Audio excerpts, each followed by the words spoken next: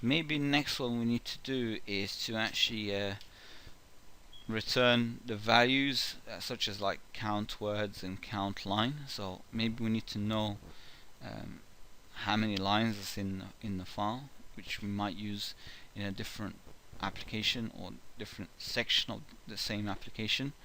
So let's create that. So this is like the getter. These are called getter methods. So what I'm going to do is I'm going to create another one called public, and this time it's going to return an int. So it's looking to return a value, and I'm going to say count word. Now count word we already know because we actually created that up here. So if you see it, it's just count word, and we got that value by getting a count of all the the words in the file.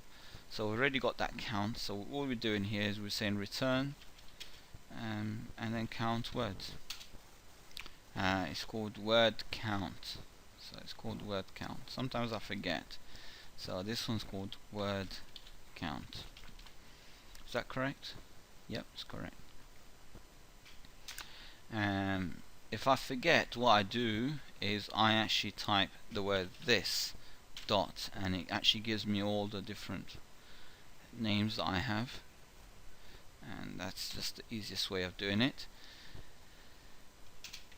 Okay, so next one we need to do is sorry again, I made a mistake again. Dot word count. Where's word count? There it is. Yep, just made a minor mistake there. Public, and this time I'm going to int, and this time it's going to be called line count. Maybe was it called, or count lines? Maybe we'll call it count lines. Count lines. And this time it's going to return this dot line count. That's the one I want.